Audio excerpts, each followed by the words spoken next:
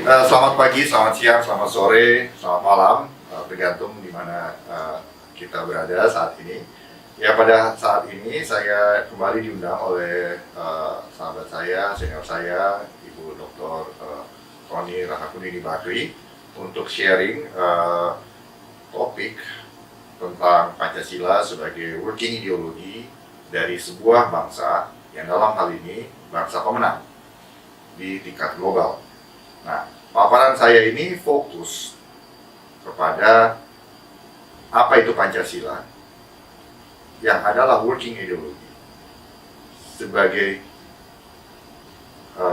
center of gravity dari suatu bangsa yang ingin menjadi bangsa pemenang di tingkat global. Bangsa pemenang di sini yang dimaksud adalah sebuah bangsa yang memenuhi kehendak define destiny dari bangsa tersebut. Sebagus apapun sistem yang ada, jika manusianya tidak berkualitas, maka sistem itu akan kolaps.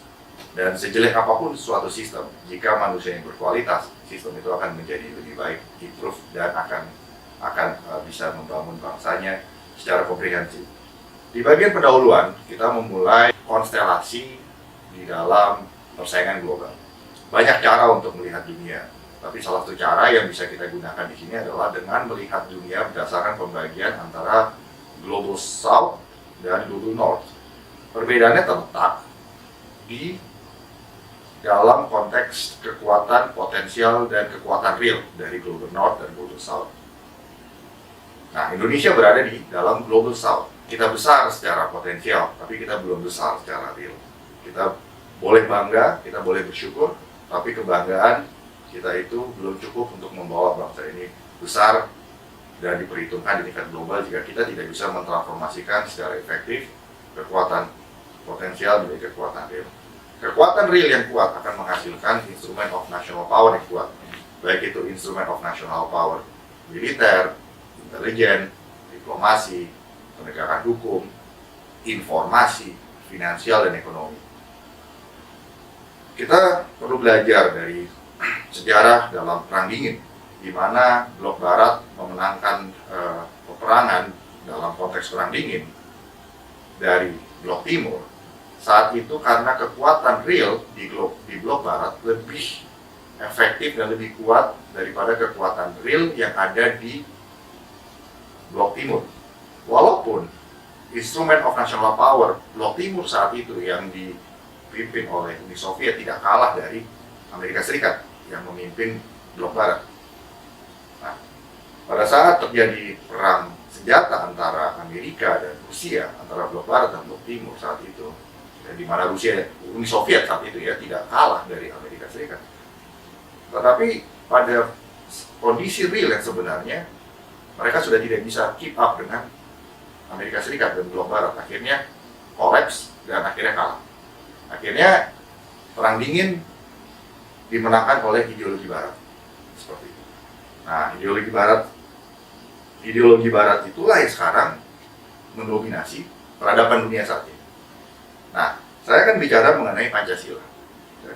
Landasan ontologis daripada diskusi kita saat ini adalah bagaimana Pancasila ya, yang teistik, yang artinya berasal dari Tuhan sebagai kompas bangsa untuk bangsa Indonesia, itu menjadi center of gravity atau pusat dari segala sesuatunya yang mempengaruhi cara pikir, belief system, dan cara tindak manusia Indonesia yang akhirnya dapat mengubah sistem yang ada di Indonesia ini untuk memformulasikan dan mengimplementasikan strategi pembangunan nasional, bagaimana mengubah kekuatan potensial menjadi kekuatan real untuk menciptakan instrumen of national power yang akhirnya berguna untuk melayani rakyat dan akhirnya mentransformasikan kekuatan potensial menjadi kekuatan real.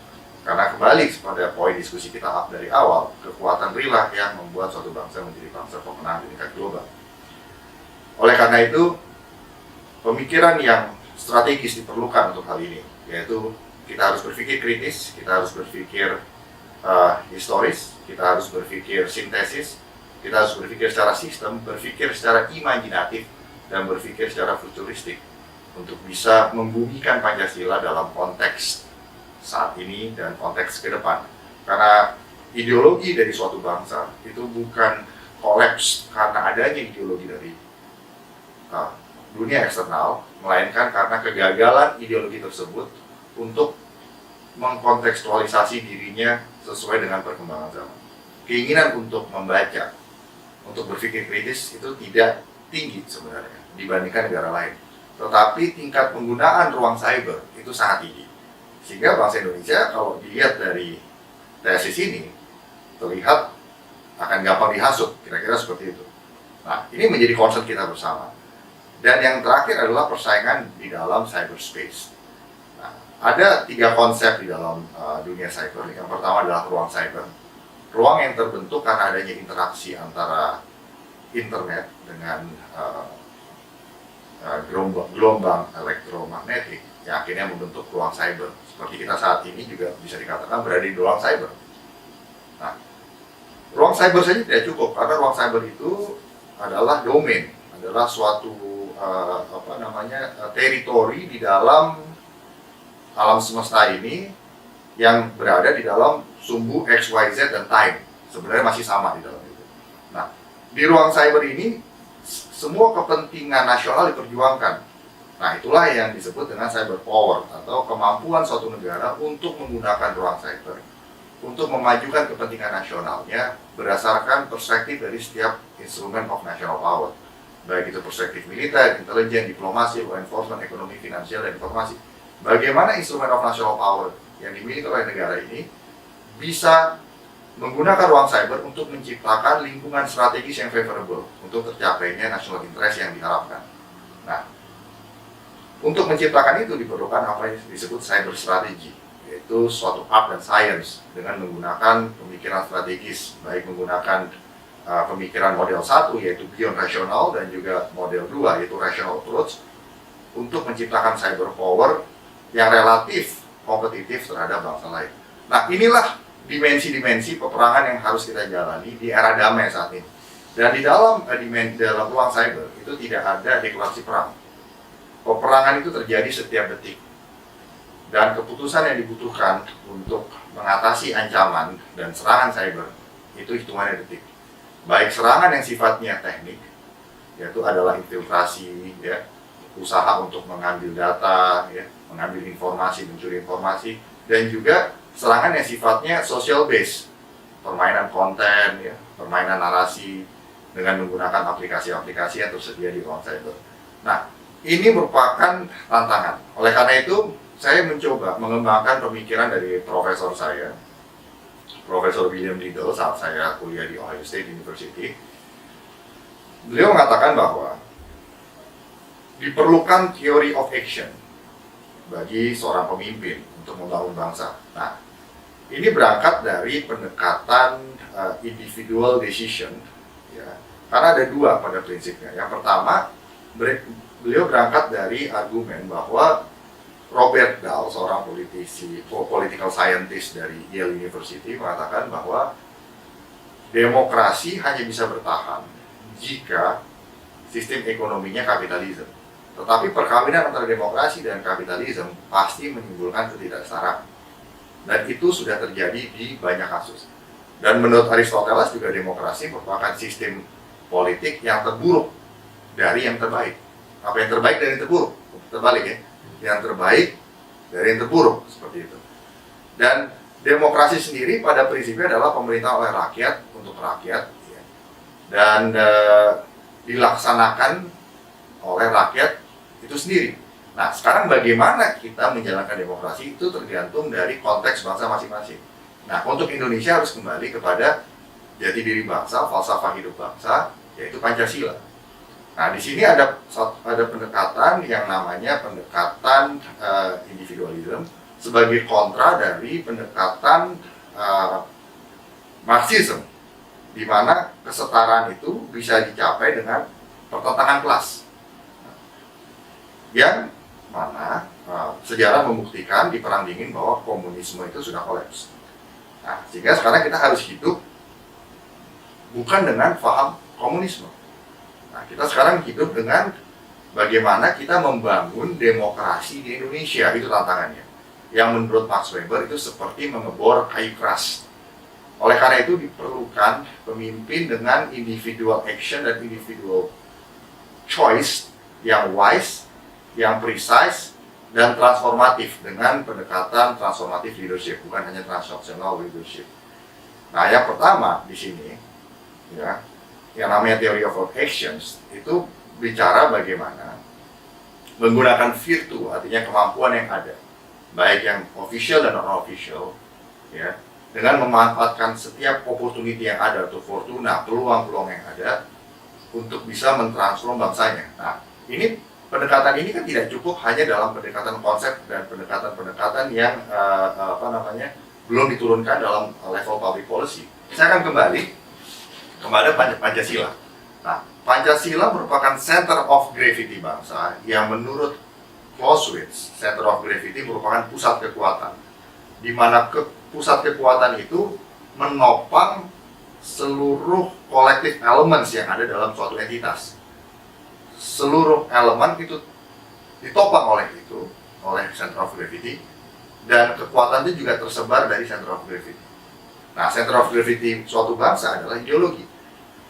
Nah, oleh karena itu sekarang kita harus melihat Pancasila ini dengan 5 asumsi, paling tidak 5 asumsi yang kritis. Yang pertama, Pancasila merupakan roh, merupakan DNA bangsa, merupakan grand story dari bangsa Indonesia, strategi dari bangsa Indonesia itu sendiri. Dan strategi itu merupakan titik awal, tidak pernah titik akhir. Jika kita mau tahu strategi Indonesia seperti apa, yaitu Pancasila. Itu intinya.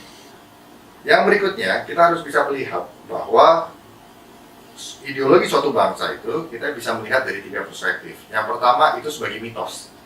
Sebagai mitos itu memang tidak boleh, tidak layak untuk apalagi disembarangkan ngomongnya gitu. Oke, itu kita terima. Ya. Yang kedua, ideologi sebagai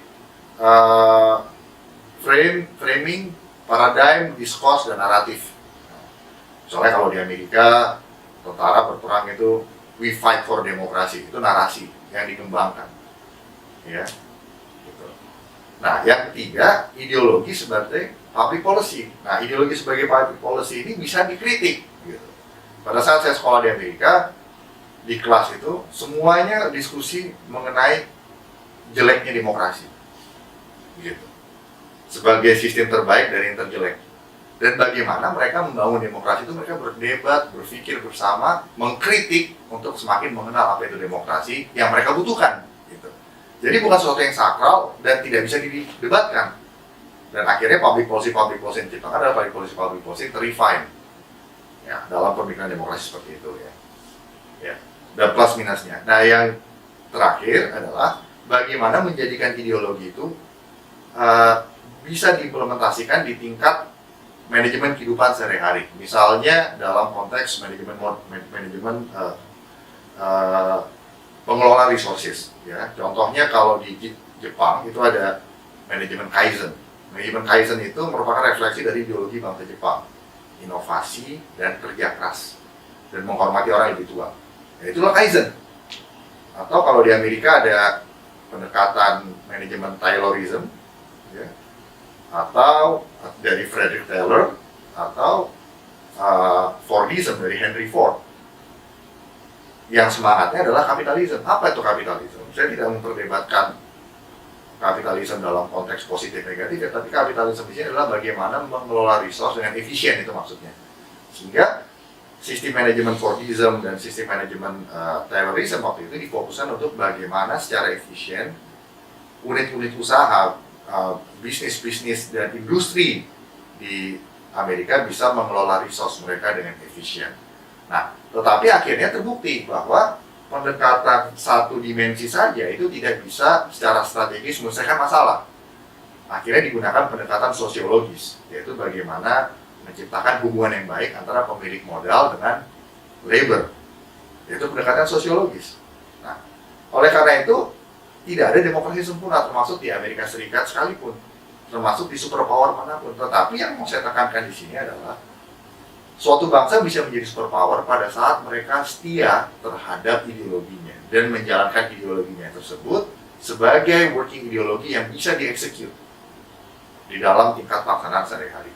Nah, dengan bisa dieksekutnya ideologi tersebut, maka secara otomatis dengan pelibatan seluruh komponen bangsa, baik yang di government ataupun di luar struktur government, semuanya itu pasti akan dari perspektif yang mikro sampai yang makro, itu akan mentransformasi kekuatan yang potensial menjadi kekuatan.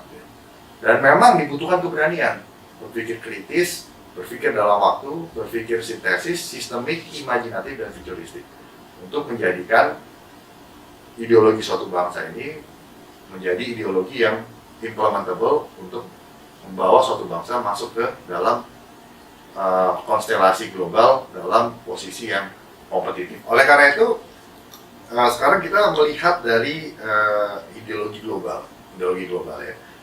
Kita tarik mundur paling jauh sampai tahun 45.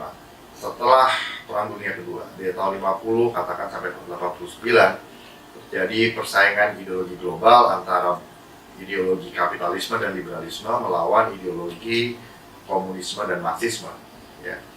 Dan saat itu dimenangkan oleh blok barat, ya. Setelah 89, yang menjadi champion adalah ideologi kapitalisme demokrasi. Dan sekarang setelah tahun 2001 tepatnya, memang ada perlawanan korektor terhadap ideologi demokrasi dan liberalisme dan kapitalisme, ya. Itu dari kelompok-kelompok yang menggunakan penafsiran ideologi politik mereka yang didasarkan pada ideologi politik mereka yang didasarkan pada penafsiran mereka terhadap selektif dan extreme interpretation dari religious text. Nah, artinya di sini apa? Pertarungan ideologi itu sebenarnya merupakan pertarungan utama di dalam peradaban dunia. Oleh karena itu sangat repot sekali kalau suatu bangsa tidak mengenal ideologinya. Kita menunjuk banyak ideologi-ideologi lain, tapi kita sendiri juga tidak kenal. Ideologi hanya kita jadikan sebagai mantra. Jadi setiap kita membuat undang-undang, Pancasila, terus habis itu kita buat jabarannya.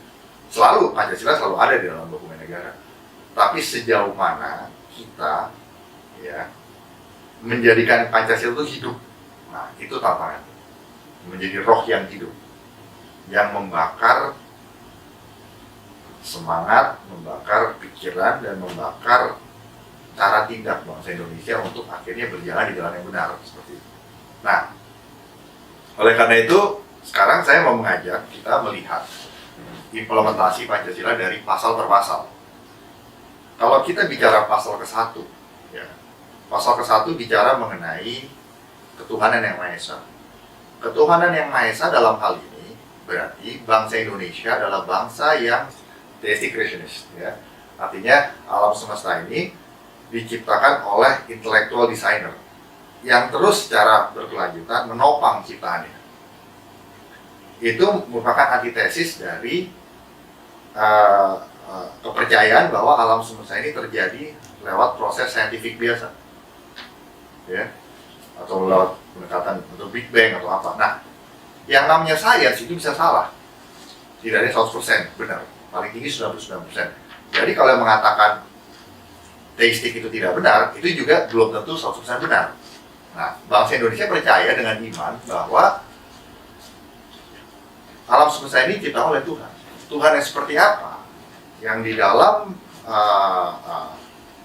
kepercayaan general bangsa Indonesia atau dalam general belief system dari Abrahamic religions mengatakan bahwa Tuhan itu mempunyai 3 karakteristik. Dia omniscience, maha tahu, dia omnipotent, maha kuat, dan dia omnipresence, di mana saja hadir, dan dia tidak terbatas oleh ruang dan waktu. Artinya kalau Pancasila sudah diizinkan menjadi ideologi bangsa tahun 45 yang diformulasikan oleh para founding father termasuk Presiden Soekarno, artinya itu atas izin Tuhan. Nah, sehingga Pancasila itu bukan sesuatu yang togut, artinya sesuatu yang bukan dari Tuhan. Dan Pancasila sendiri bukan merupakan ideologi barat. Pancasila itu sendiri merupakan way of life, merupakan collective identity dan merupakan strategi culture dari bangsa Indonesia yang diformulasikan akhirnya diformalkan oleh para founding fathers termasuk Presiden Soekarno. Itu, ya. Nah, oleh karena itu kita berkewajiban kepada Tuhan untuk bagaimana kita mengimplementasikan hal ini.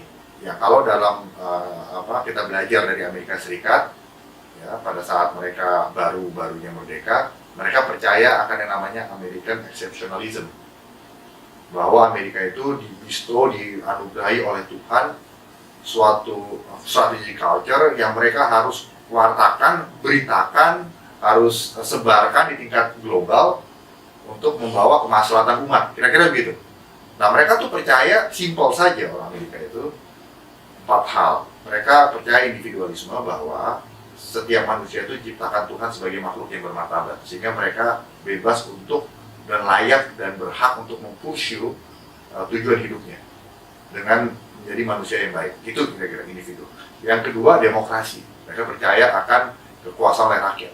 Yang ketiga, mereka percaya akan persaingan bebas. Artinya persaingan bebas adalah setiap orang berhak untuk bersaing satu sama lain, regardless, tanpa memandang dia anak siapa, dan yang didasarkan pada manusia yang diciptakan sama di hadapan Tuhan. Yang keempat, republicanism, ya, bahwa pemerintahan itu didirikan atas mandat dari rakyat. Intinya seperti itu. Nah, sekarang Indonesia itu seperti apa Pancasila? Nah, ini harus kita jelas, karena menurut Lotz and Vogel, ya, dari Harvard Business School, mereka mengatakan dari studi mereka di 9 negara, ada hubungan koneksitas dan kausalitas yang kuat antara ideologi bangsa yang koheren, artinya dapat diartikan dengan simple dan mudah dan adaptif, dengan competitiveness suatu bangsa di 9 negara. Ini harus menjadi pelajaran kita semua.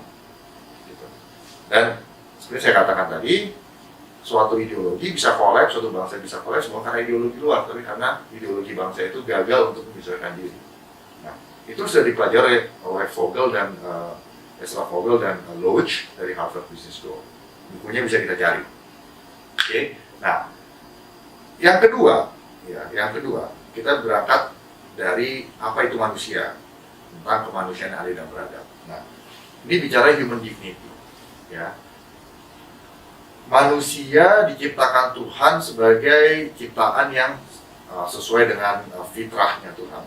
Artinya setiap manusia yang lahir di dunia ini mewakili representasi dari suatu harapan yang tidak terbatas. Nah, sebagaimana besarnya suatu bangsa menghargai manusianya, itu akan mempengaruhi bagaimana bangsa itu ke depan nantinya. Nah, apakah manusia sudah menjadi aset nomor 1 di Indonesia? Itu menjadi pertanyaan kita bersama. Kalau di dalam military establishment di Indonesia, manusia, ya kalau di dalam pendekatan militer ya, itu J1-nya intelijen, J2-nya operasi, J3-nya baru manusia. Kalau di negara-negara barat yang sangat mengutamakan manusia sebagai aset utama, di Global North tadi, bangsa pemenang tadi, selalu silahkan dicek J1-nya manusia dulu, J2-nya intelijen, dan J3-nya operasional. Ya silakan saja dibuat justifikasi pembenaran masing-masing, karena kita nggak perlu debat kusir mengenai ini, ya. Nah, itu bisa kita lihat indeksnya. Kalau digabung antara indeks 1 dan indeks 2, artinya indeks silak 1 dan indeks 2, indeks silak 1 bisa dilihat bahwa ketaatan atau ketakwaan seseorang terhadap Tuhan itu bisa dilihat dari corruption index suatu bangsa, buah-buah kehidupan. Nah, di sila kedua kita bisa melihat indeksnya dari misalnya Human Development Index, ya, tingkat pendidikan mereka, tingkat kesejahteraan mereka, dan tingkat kesehatan mereka. Itu komponen dari Human Development Index. Jika kita masuk sila ketiga, ya, sila ketiga bicara mengenai persatuan. Kita bisa lihat National Cohesive Index, bagaimana indeks persatuan di negara tersebut. Kita terdiri dari berbagai suku bangsa. Sebenarnya kalau sila kedua itu sudah terpenuhi dengan baik, sebenarnya orang akan lebih rela, bahkan 99% mungkin chance-nya, untuk mau bersatu. Buat apa terpecah? Karena sudah sejahtera.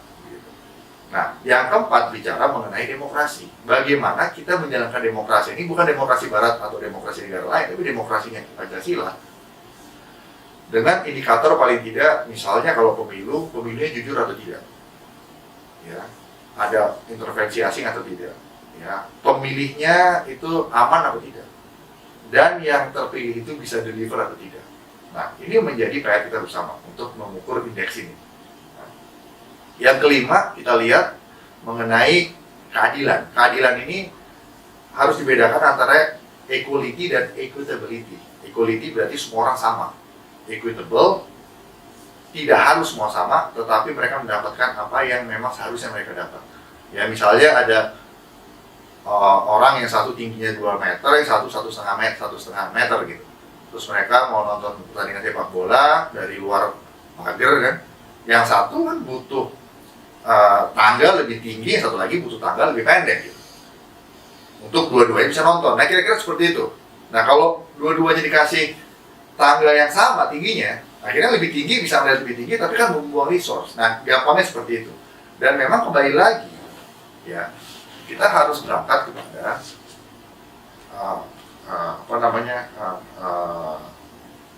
keberanian untuk mengatakan bahwa Pancasila merupakan sintesis dari ideologi-ideologi yang ada di tingkat global dan juga local wisdom, sehingga tidak perlu lagi mengubah Pancasila karena di dalam Pancasila itu sudah ada semua. Sekarang tinggal bagaimana kita memahami dan mengaktualisasikannya dalam konteks saat ini dan ke depan sebagai bahan bakar yang harus dikalibrasi.